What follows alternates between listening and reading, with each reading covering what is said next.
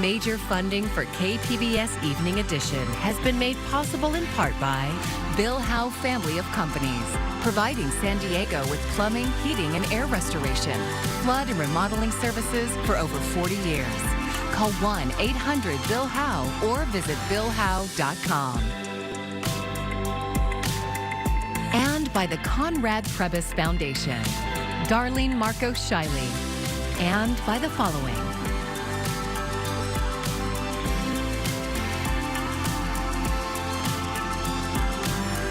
And by viewers like you. Thank you.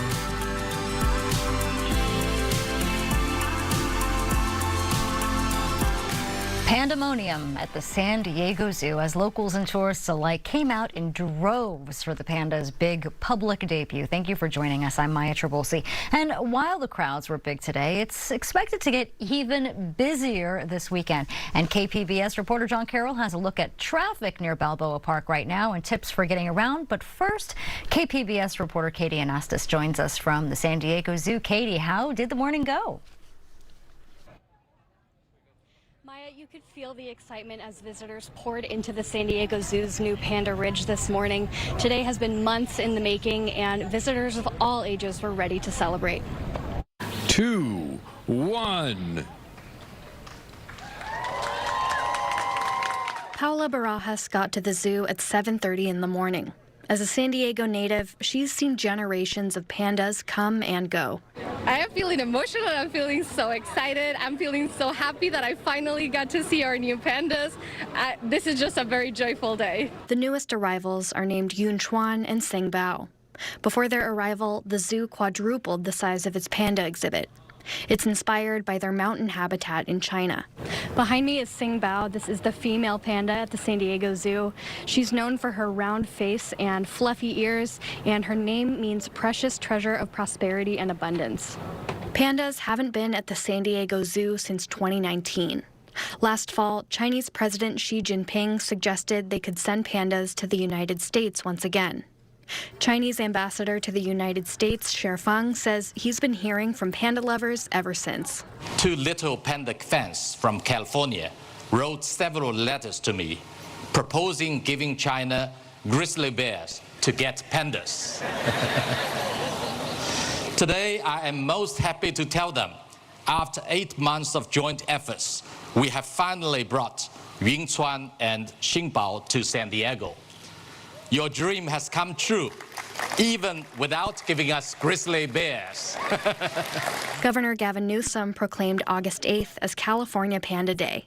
He says today is about much more than just the arrival of the 2 pandas.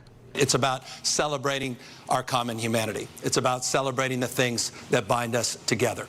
You know, we're living in a world the last number of years full of stress and anxiety, full of division, where people are exploiting our differences and not focusing on the things that bind us together.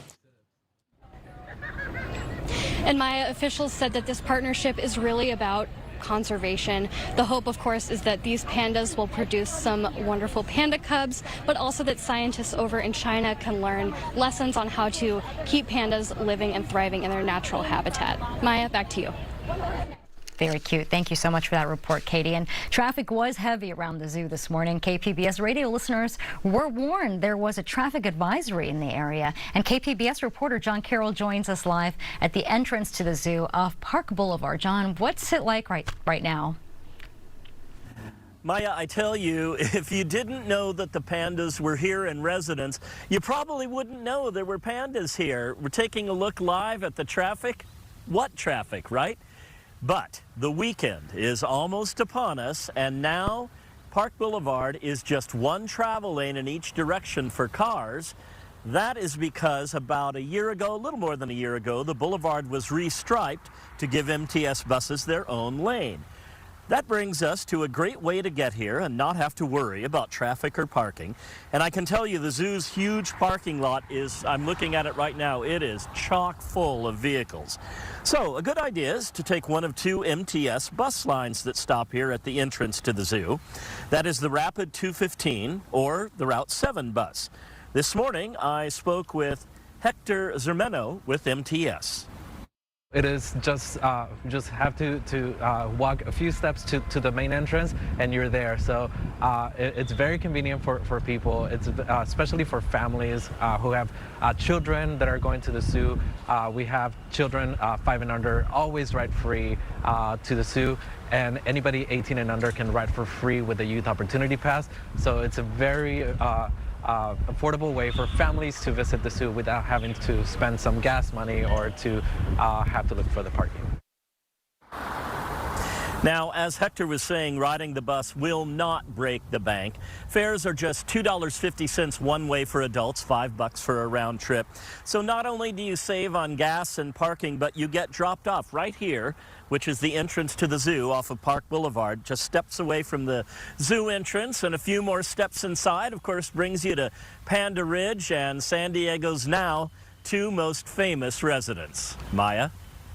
Yeah, thanks, John. Now, parking can always be a little bit tough around Balboa Park. So what happens if visitors get to the zoo and the parking lot is full? What can they do then? Well, I'll tell you, like I was just mentioning, over there I'm looking at it, and there are a lot of cars there. So if that happens to anybody who's watching or listening right now, there is a solution. You can drive over to the parking lot at Inspiration Point, and they have a free shuttle and that's free parking over there, by the way, and they have a shuttle that will pick you up and bring you right over here to the zoo and the pandas.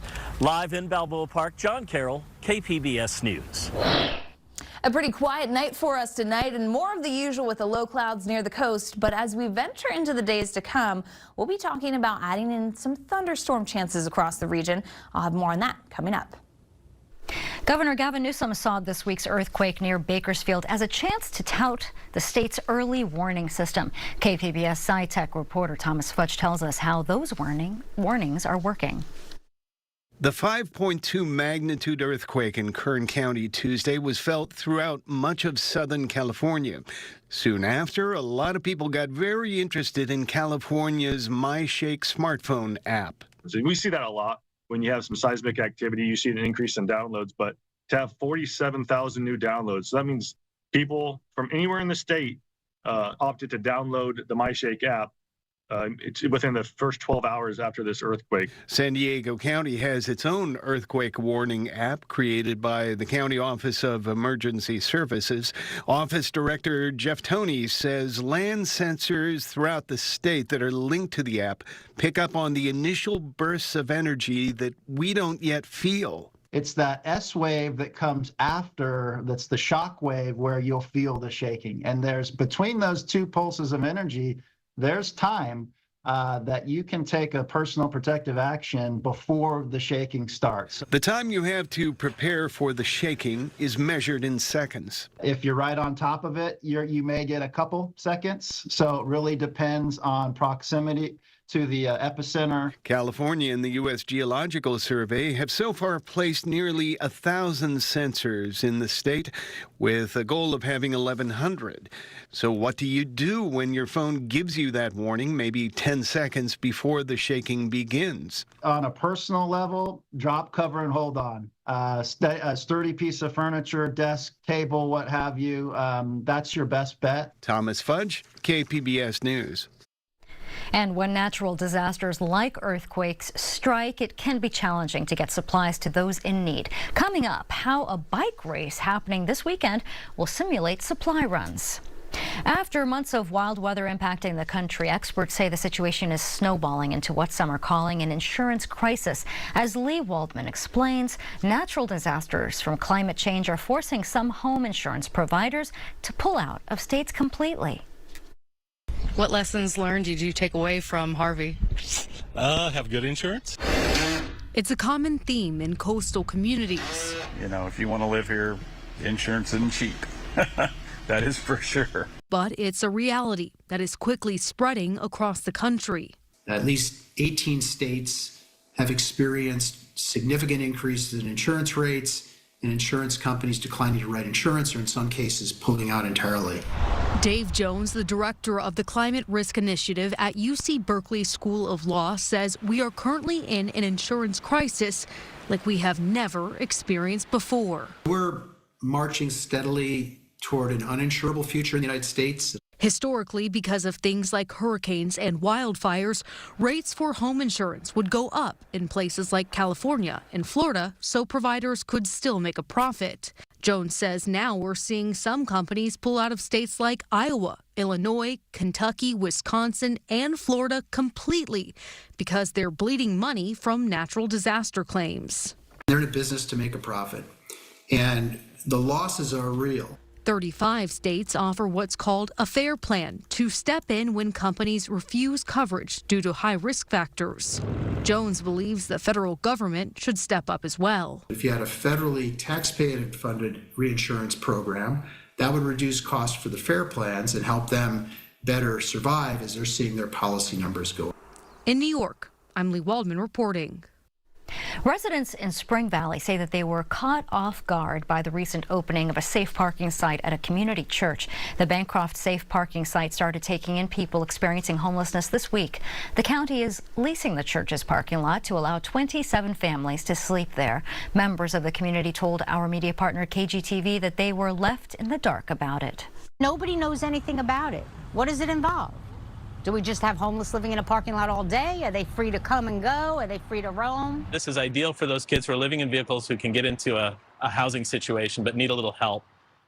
The safe parking lot itself has a 24/7 security guard, even when folks aren't here on site, making sure people aren't loitering, leaving trash, doing graffiti, things like that.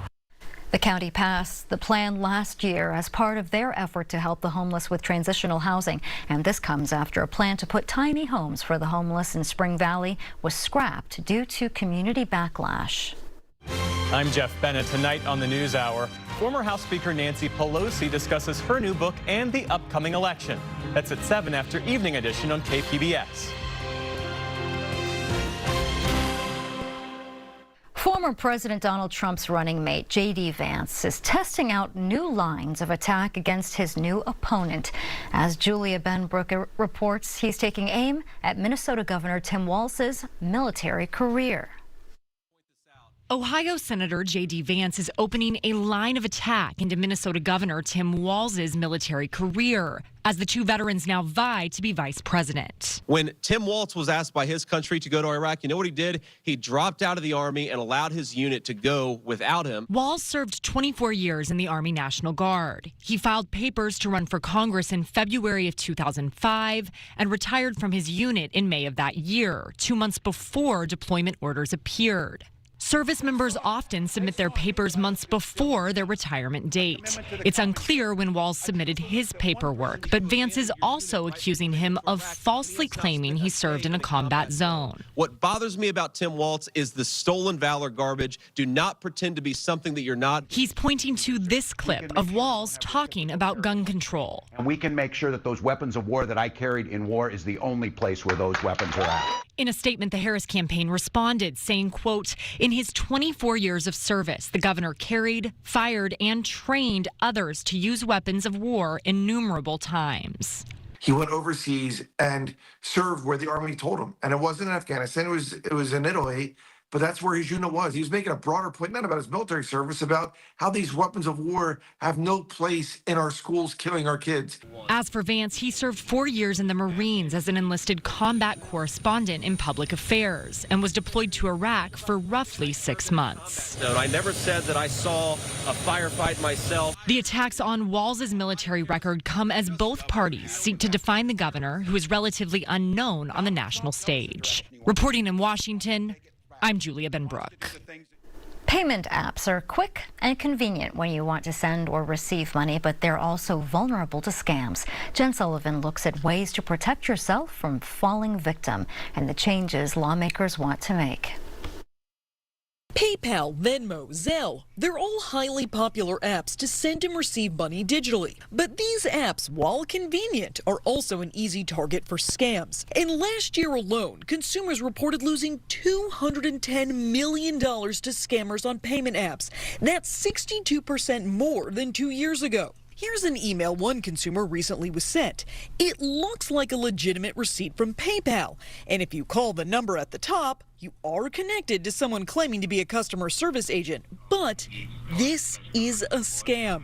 They are going to walk you through a process that's going to mirror how you legitimately tied these accounts together, but they're going to be collecting all of that information, your financial information, your user name and password. Here's how you can tell. First, the email says your Visa debit card ending in XXXX. There's not actual numbers. Also, look at who's sending the message.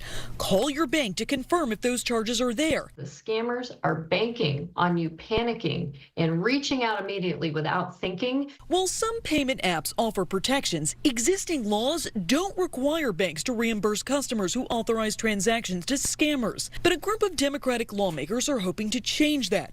During a hearing last month, they asked leaders of some of the biggest banks about these scams and want to see them do more to protect consumers. If you're reimbursing, then you have a financial incentive to impose stronger measures. They've introduced a new bill that would protect consumers who are defrauded when they make payments to scam artists on platforms like Zelle and Venmo.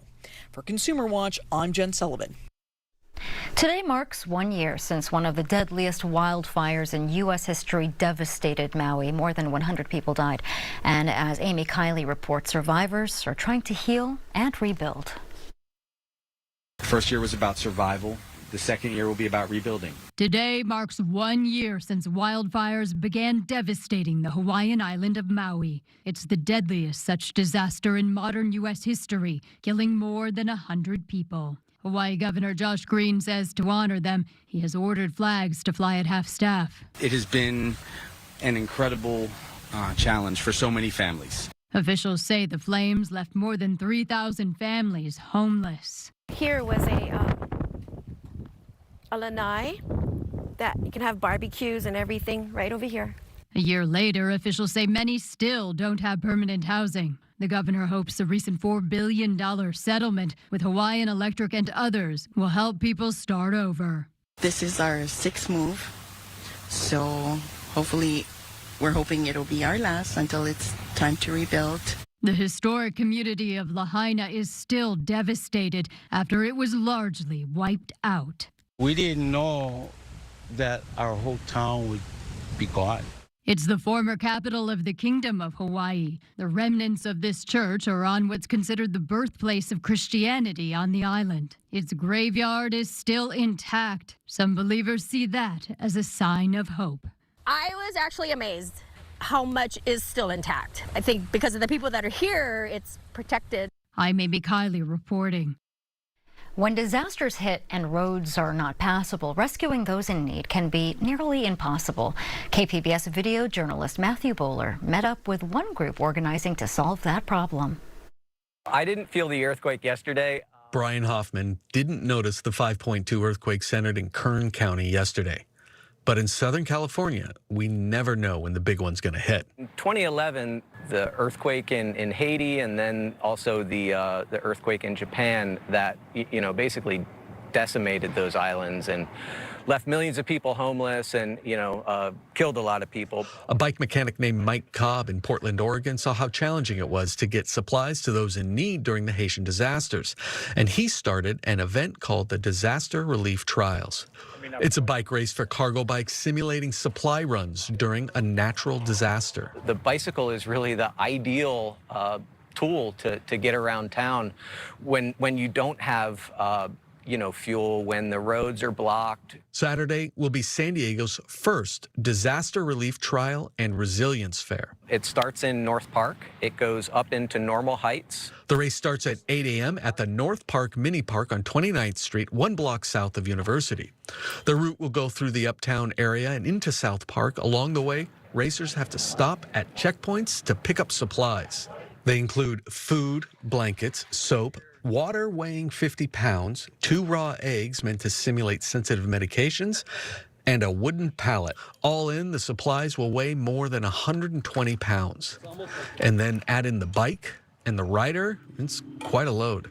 No, I've never I've never trained for a disaster. Adam Deutsch's day job is teaching English at Grossmont College. Most people don't think about biking to the grocery store, let alone how they would handle something catastrophic that compromises the ability for emergency vehicles to get around. That's not stopping Deutsch. I just like riding bikes. And for Hoffman, while the event is a great chance to sharpen some skills, it's about more than just that. It's really about building community. It's about, knowing your neighbors. Matthew Bowler, KPBS News. As we head through the upcoming days, we are going to be talking about the added chance for rain in some of our mountain communities, but also we're heating things up heading into the weekend. So get set. Those numbers going about 5 degrees above average for us as we venture through time. Thunderstorm chances do return for us, so there will be some threat for some activity, like I said, into our mountain communities, and then it stays dry and quiet as we venture into the middle of next week. First up, though, tonight, you can see some of the areas here. Borrego Springs going down to 78 degrees, Oceanside 65, and in the city itself, 68 degrees for that low. Again, marine layer comes back in. It's been pretty persistent and fairly thick for us the past few days, so we will keep that as we venture into tomorrow. As that marine layer wears off, interior locations are already heating up for your Friday, so it does get toasty into the desert communities. But like I said, a little bit more heat to come as we venture into Saturday for a few locations. We do have to watch out for the moisture, though. Monsoonal moisture still pulling its way northward. And notice as we go in through tomorrow afternoon, there will be some extra clouds popping up, maybe a thunderstorm or two over the mountains.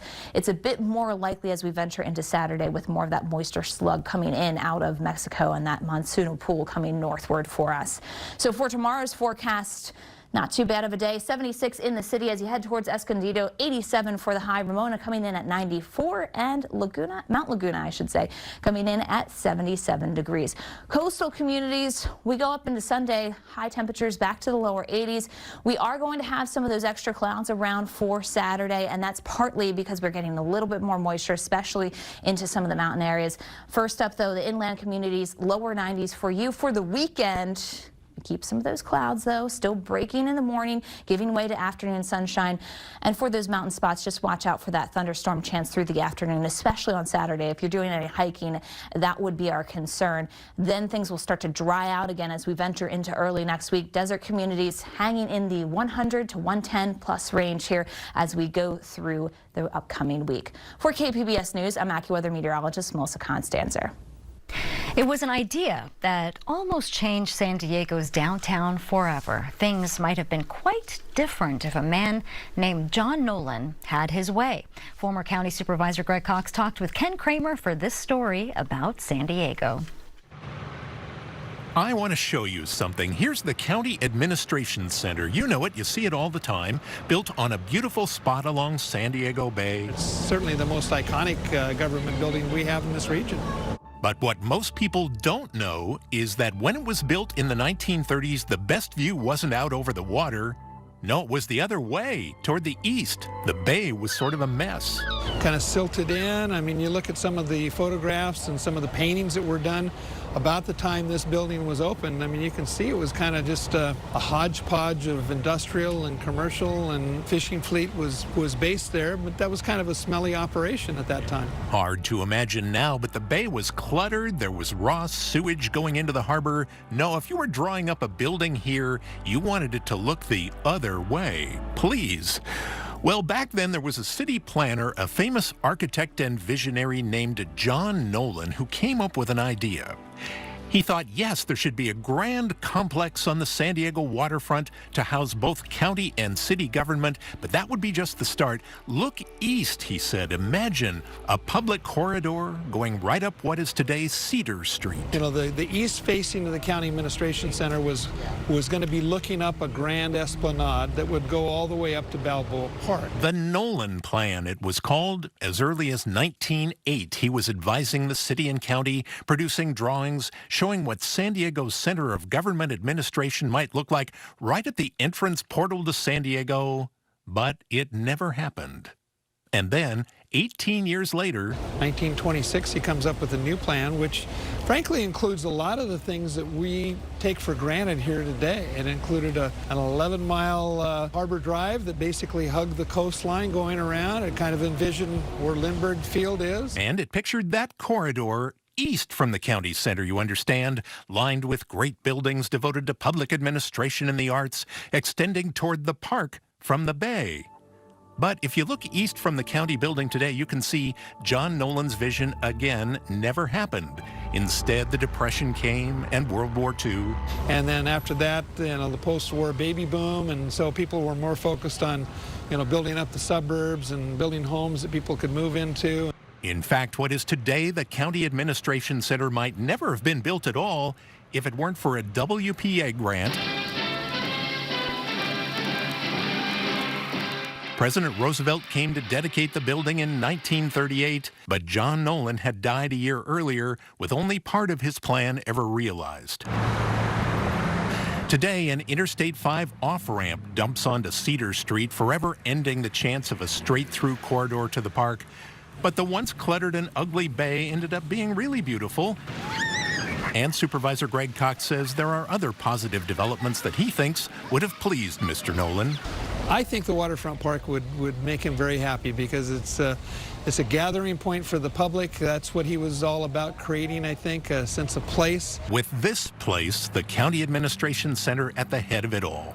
So, it may have been imagined with his view to the east in mind. For 80 years, like John Nolan himself, it has remained something iconic and historic about San Diego. And if you'd like to see more of Ken Kramer's stories about San Diego, a new episode of his half-hour show debuts tonight at 8 right here on KPBS. And you can find tonight's stories on our website, kpbs.org. Thanks for joining us. I'm Maya Trabulsi. Good night.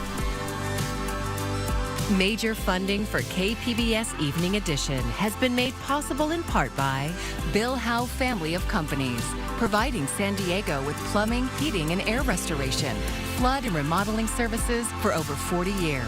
Call 1-800-BILL-HOWE or visit billhowe.com. And by the Conrad Prebys Foundation, Darlene Marcos Shiley, and by the following: